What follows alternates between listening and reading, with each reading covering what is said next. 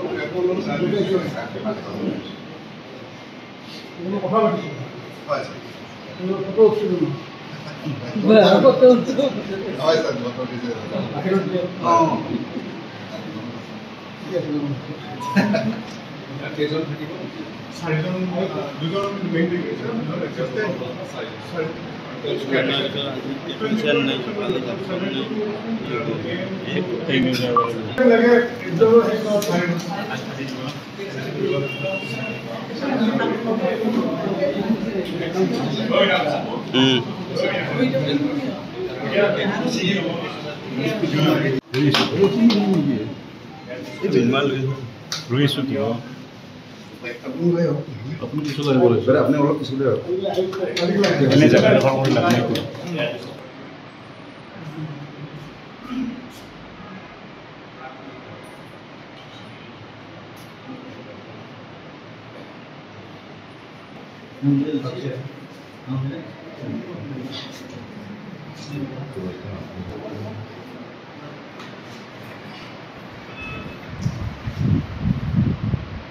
অতি শ্রদ্ধার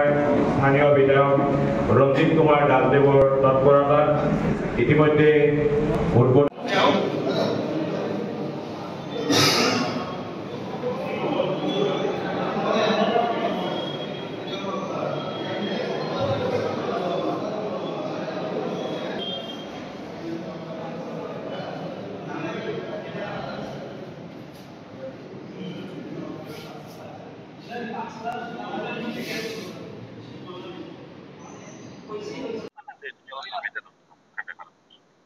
প্ৰধানমন্ত্ৰী নৰেন্দ্ৰ মোদী ডাঙৰীয়াৰ বলিষ্ঠ পদক্ষেপৰ ফলস্বৰূপে যোৱা 2016 চনৰ পৰা প্ৰতিখন জিলাত ভাৰতবৰ্ষৰ প্ৰতিখন জিলাতে বিনামূলীয়াকৈ প্ৰধানমন্ত্ৰী ডায়ালিচিছ প্ৰজেক্ট আৰম্ভ কৰিছিলে আৰু আজি সমগ্ৰ জিলাসমূহৰ লগতে আজি নতুনকৈ সংযোজন হ'ল বজালী জিলা আৰু বজালী জিলাত আমাৰ যি পাঠশালাত মদন বৰ্মন ৰঘুৰাম ঘোষ অসামৰিক চিকিৎসালয় এই চিকিৎসালয়ত আজিৰ পৰা ডায়ালিচিছ আমাৰ কাম আৰম্ভ হ'বগৈ আৰু সেইটো আজি আমি উদ্বোধন কৰিলোঁ এপ'ল' মেনেজমেণ্টৰ লগত বিশেষভাৱে তেওঁলোকৰ তত্বাৱধানত এই কাম হ'ব আৰু প্ৰতিদিনে 12গৰাকী ডায়ালিচিছৰ পেচেণ্টে তেওঁলোকে ডায়ালিচিছ কৰিব পাৰিব মই ভাবোঁ এইটো বজালী অঞ্চলৰ কাৰণে আজিৰ দিনটো এটা সুন্দৰ খবৰ কাৰণ যে বজালী অঞ্চলৰ বহু মানুহ দেখিছোঁ GMCতে হওক বা ব্যক্তিগত নাৰ্ছিং হোমে হওক বা বাক্সাৰ যি মুছলপুৰ হস্পিটালে হওক বা বৰপেটাৰ চিকিৎসা মহাবিদ্যালয়তে হওক তেওঁলোকে ডায়ালিচিছ কৰিবলৈ যোৱাৰ ফলস্বৰূপে বিভিন্ন ধৰণৰো ক্ষতি হয় ধনৰো অভাৱত ধন নষ্ট হৈ গ'ল গতিকে এতিয়া সাধাৰণ সৰু এখন বেটাৰী ৰিক্সা লৈ পেলাই এতিয়া মানুহ ডায়ালিচিছ কৰিব অহা এটা সুযোগ পালে গতিকে এই যি আমি আজি সুযোগ পালোঁ তাৰ কাৰণে মই প্ৰথমতে দেশৰ প্ৰধানমন্ত্ৰী নৰেন্দ্ৰ মোদী ডাঙৰীয়াক আন্তৰিক ধন্যবাদ জনাইছোঁ কাৰণ তেখেতে দেশৰ প্ৰথমগৰাকী প্ৰধানমন্ত্ৰী যিয়ে নেকি দুখীয়াৰ কল্যাণৰ কাৰণে এনেকুৱা আঁচনি সৃষ্টি কৰিছিলে আৰু এইটো যিহেতু আমাৰ এই যিখন আমাৰ হস্পিটেল নতুন যিটো ভৱন এই ভৱনটো আমাৰ শিলান্যাসৰ কাম কৰিছিলে আজিৰ পৰা প্ৰায় 5 বছৰ আগতে মুখ্যমন্ত্ৰী ডক্টৰ হিমন্ত বিশ্ব শৰ্মা ডাঙৰীয়াই তেখেতে তেতিয়া আমাৰ স্বাস্থ্যমন্ত্ৰী আছিলে তেখেতৰ লগত ময়ো আহি পেলাই আমি এই ভৱনৰ শিলান্যাস কৰিছোঁ আজি আমি ভৱনটো মুকলি হোৱা নাই ভৱনটো চিকিৎসালয়খন মুকলি কৰিব মাননীয় মুখ্যমন্ত্ৰী ডক্টৰ হিমন্ত বিশ্ব শৰ্মা ডাঙৰীয়াই কিন্তু ৰাইজৰ প্ৰতি লক্ষ্য ৰাখি আমি আগতীয়াকৈ মুখ্যমন্ত্ৰী ডাঙৰীয়াৰ অনুমতিৰ সাপেক্ষে আমি এই ভৱনৰে এটা ৰুমত আমি ডায়ালিচিছৰ কাৰণে আমি আজি কাম আৰম্ভ কৰিছোঁ মই ভাবোঁ আজিৰ পৰা ডায়ালিচিছৰ যিসকল কিডনীৰ বেমাৰত আক্ৰান্ত হৈ আছে তেওঁলোকে অন্ততঃ এতিয়া গুৱাহাটী মুছলপুৰ বা বৰপেটাত গৈ ইয়াতে আমাক সুবিধা ল'ব পাৰিব ইতিমধ্যে 30গৰাকী তেনেকুৱা পেচেণ্টে তেওঁলোকৰ নাম পঞ্জীয়ন কৰিছে আৰু যিসকলে নাম আগতীয়াকৈ পঞ্জীয়ন কৰে আগতীয়াকৈ সুবিধা পাব এই পঞ্জীয়ন কৰাৰ পিছত যাতে কোনো পলিটিকেল পেট্ৰনাইজ যাতে নহয় কোনো ধৰণৰ যাতে বেলেগ মানুহৰ নাম যাতে আগুৱাই দিয়াৰ ব্যৱস্থা নাথাকে তাৰ কাৰণে মই আমাৰ চুপাৰিনটেণ্ডেণ্ট ডাঙৰীয়াকো নিৰ্দেশ প্ৰদান কৰিছোঁ আৰু লগতে এইটোও মই সকলো দৃষ্টি আকৰ্ষণ কৰিছোঁ আৰু যিহেতু প্ৰধানমন্ত্ৰী ডাঙৰীয়া এইটো এটা গৌৰৱাঞ্চল যিটো এটা প্ৰজেক্ট এই প্ৰজেক্টটো যাতে চলোৱাৰ ক্ষেত্ৰত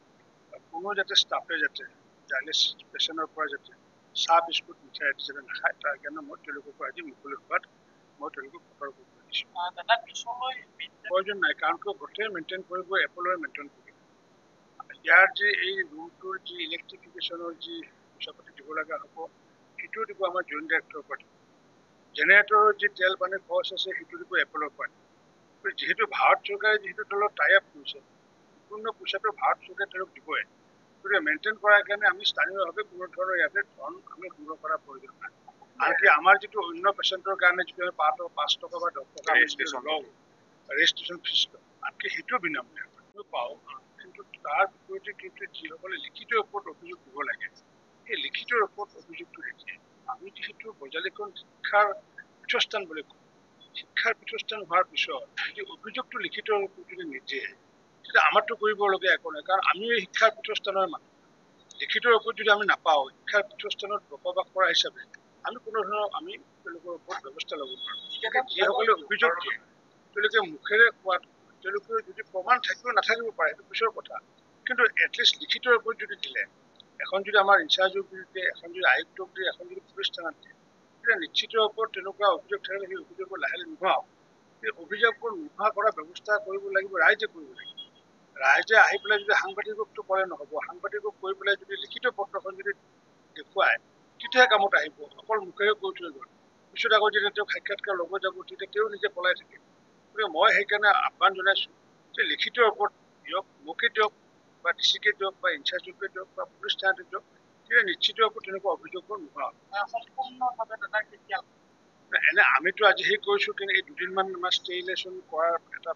চেষ্টা এটা আছে মঙলবাৰৰ পৰা তেওঁলোকৰ ডায়েলিচিছ মেডিকেলখনৰ যিহেতু আমাৰ ষ্টাফ যিহেতু এতিয়াও আমাৰ এপইণ্টমেণ্ট হোৱা নাই কাৰণ যিহেতু আমাৰ যিখিনি ষ্টাফ আছে সেইখিনিৰে আমাৰ যিটো পুৰণা ভৱনটোত কাম কাজ চলি আছোঁ মানুহৰ এটা চাইকলজিকেল এটা হেৰি এটা আছে কি যে নতুন ভৱনটোত অহাৰ লগত মানুহ সম্পূৰ্ণ সুযোগবোৰ বিচাৰে আৰু যিহেতু আমাৰ ষ্টাফ যেতিয়ালৈ নাহে তেতিয়ালৈ আমি ভৱনটো আমি আৰম্ভ নকৰোঁ গতিকে মুখ্যমন্ত্ৰী ডাঙৰীয়াই অতি শীঘ্ৰে ষ্টাফ দিব বুলি কৈছে বিভিন্ন ধৰণৰ চিকিৎসক লাগিব প্ৰায় আমাৰ 60গৰাকী আমাৰ নাৰ্ছ লাগিব আৰু তেনেকুৱাকৈ আমাৰ 3rd গ্ৰেড 4th গ্ৰেড তেনেকুৱাকৈ লাগিব প্ৰায় 100জন লাগিব গতিকে চিকিৎসকৰ ওপৰত যিহেতু পেৰামেডিকেল ষ্টাফ 100জন লাগিব গতিকে সেইবোৰ আমাৰ এপইণ্টমেণ্ট যিহেতু এডিআৰৰ নতুনকৈ নিযুক্তি হ'ব এডিআৰৰ নিযুক্তিৰ জৰিয়তে প্ৰায় 50-60টা নতুন নিযুক্তি যাতে আমি দিব পাৰোঁ তাকে প্ৰচেষ্টা চলাইছোঁ